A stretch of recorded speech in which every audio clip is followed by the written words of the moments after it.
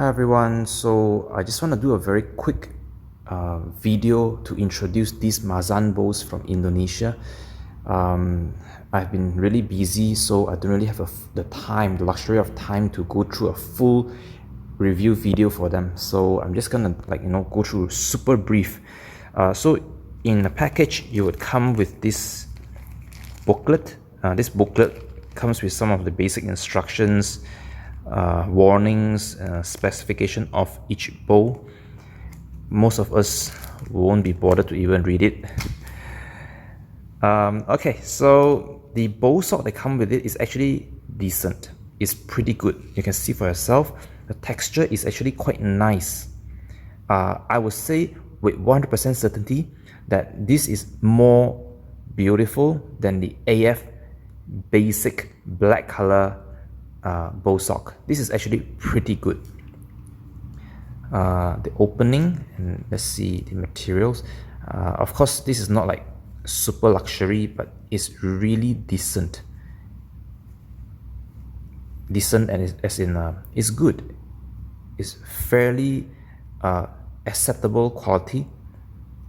Okay, and I don't know what this is. It's a piece of wood or plastic. No time to even explore it.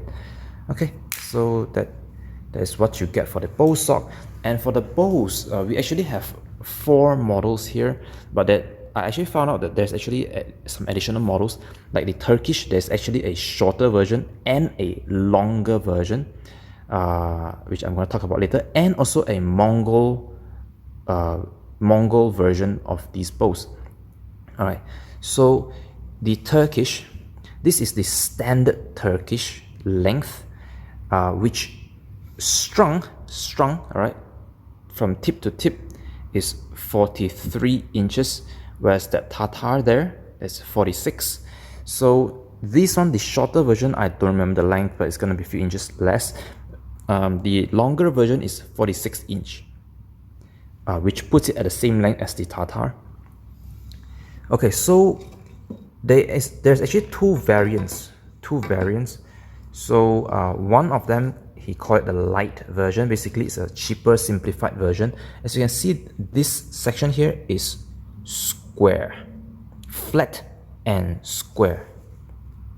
Okay, see that? Flat and square. And the bridge here is like this.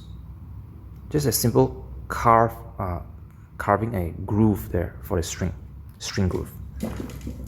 Whereas the historical version, basically what he did is he put cork inside here, and then he carved the shape, this triangular shape, to mimic that of a hornbow. Okay, it's a triangular shape kasan. Not only that, the limb is also slightly convex. I think it's called convex. Okay, so compared to that one, look at this limb. This is like flat and thin, right? They're actually the same poundage, both of these bows, but if we put them side to side, you'll see that, right? So that's because of the extra cork layer here that he to form this imitation to the horn bow. This is the light version without the cork. Also, you can see the tip here. The reinforcement is slightly different. So inside this one, I believe is identical. There is no difference. But being the slightly more expensive model, he put the effort of putting a piece of, I believe, leather to make this shape, and then reinforce it to look more traditional. Also, this string bridge is a piece of plastic. Okay. In terms of finishing, you can actually choose from quite a variety of choices, from peel leather of a variety of colors to cork. I just decided to put cork on all 4 of these, each of them with a different pattern, to see how they look like. And I do actually like how they turn out. So like this one here with this flower and butterfly print. So cork, you should know that cork actually has like holes, right? Underneath these holes, it seems to be some golden color backing fabric. So it's actually really beautiful. me see if I can get a, yeah, you can see that. So every time when there's like those holes in the cork, the natural holes, you see this like golden flakes. Pretty nice. I mean, considering the bow is actually really cheap, I would say it's really good. The arrow pass is actually not that wide. Like I've seen worse, but this arrow pass, I would say, is actually very decently made. Have a look at yourself. Polished and well crafted. Okay, well crafted. Like, in fact, actually, I'll tell you that even my Yuan bows in the previous batch, the ray skin was pretty badly cut. So this, for its price, which is very, very cheap, the craftsmanship is really good. Very, very good. This grip here is some sort of rubber. It is not leather. It is some sort of synthetic rubber. So it's not slippery. It's very, very grippy. There is a smell to it. So I cannot show the smell through a video, but I'll tell you that it does smell a bit like rubber. I believe the rubber smell will fade over time, but it does have a bit of rubber smell to it. Okay, grip is decent. It's like, this is how I hold the bow, and naturally the arrow pass is at the right place. So I would say that the grip and arrow pass is decently made.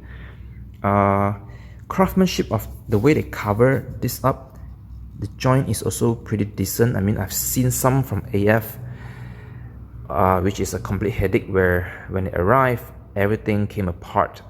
This is actually very good for a fiberglass bow. Bowstring is something I must praise, because a lot of bowyer, when they make the string, they kind of like make the string way oversized. It's like way too many strands. This one is just right, because EFG bows, which stands for E-fiberglass, they tend to be on the slower side, so they want to optimize it and actually reduce the strand count, which is actually what I want. Okay, so they have less strand count here, try to get the weight down and try to get more efficiency out of it. So it's actually very, very well made string. For instance, okay, it may not show very well on because they're all white. I mean, even in person, it's difficult to see the lines. Okay, it's difficult to tell, but I can tell you that the center serving, which is where I mark with my fingers here, is actually well aligned to the arrow pass. I've seen a lot of maker where they either do it way too low or way too high. This is just right. So this is definitely, I would say that in terms of the construction of the bow, the construction of the string is actually really well done. I do have some minor complaint to the bowyer, but of course this is actually not specific to him alone, but all EFG bows tend to actually have this particular issue, which is the limb is actually slightly prone to twisting. Okay, slightly prone to twisting, meaning that when you receive your bow, it's very possible that your courier, the shipping company, they twist your bow slightly. It's actually very possible. But at the same time, I will tell you that do not fear, because you can just flex it back with your hand, bare hand. You don't need any tool. Just hold the sear, flex it back, and you will get it straight. Okay, so one of these bow came in twisted, but again, you don't need any tools. Grab the sear, twist it back, and you're good to go. Okay, so other than the twist, really not very much complaint. I didn't measure the speed, because speed is really not a specialty of fiberglass bow. However, in terms of hand shock, normally hand shock is the biggest pain of fiberglass bow, and I can tell you that this Turkish version is very good. Very, very good. In terms of hand shock, it's probably just a little bit more than a laminated bow from AF. So the Mazan Turkish bow definitely got a green light from me. That's a good one. The light version is actually similar. It really don't feel different in any way. I mean, you're just losing the cork layer pretty much, that's all. So it feels identical, doesn't feel any different. Oh, I do have to mention that fiberglass bow, they actually do have a tendency to stack earlier than laminate bows. And being such a short bow, it does stack. So the length of this unit it came in, they are 43 inches, which I mentioned earlier. So their max draw length, I believe, is something like 28, in my opinion. I mean, the bowyer says 30, but I feel like 28, you barely can pull it anymore. And it stacks before 28. So for some people, I know they actually use the stacking as some sort of stopper to their draw. But depends, like myself, I don't like stacking. So just for you to know that short bows will stack, okay? So there is no magic to it. Shorter the bow is, the more it's gonna stack. And these are very short bows. So the Tatar, okay. Okay, let me show you this one first.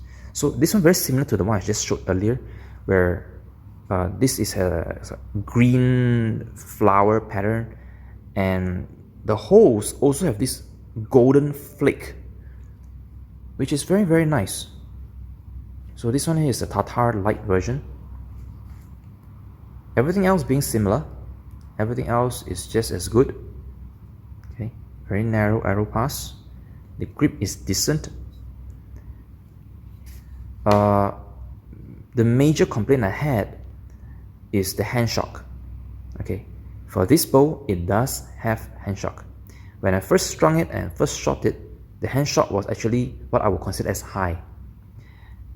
But that's the I would say I'm quite surprised by what happened after. So when I first tested, yes, hand shock was pretty high. I left it strung and I leave it. I went out for my dinner, and then when I came back and shot the bow again, the hand shock went down, and it went down significantly. So after being strung for a bit, the hand shock is only a little bit more than the Turkish version, which is actually a surprise. So I'm not quite sure the reason behind it. I think it has to do with the string stretch. By allowing it to sit for a while, the string has stretched and it doesn't have the same hand shock as I first tested it. So I did, however, recommend to the bowyer to add some weight to the handle, which will further reduce the hand shock. But yeah, this is a fairly surprise to me because it is a completely different experience from the first shot and after my dinner. So if you were to get this version, probably you want to leave it strung for a while before you shoot the bow. And I hope in the future version, the bowyer would put more mass to the handle, some of the modification I told him, so that the hand shock can be further reduced. So this one here is the historical version of the Tatar. Same thing, this convex limb. The arrow pass is actually quite narrow. And then the triangular Kazan to mimic the horn bow. Okay, everything else is the same. The cork, in my opinion, is very, very nice. I actually love the cork feel more than the PU leather, but depends on individuals. Some people don't like the way that cork feel, but in my opinion, I would prefer this over the PU leather. So that's just my opinion.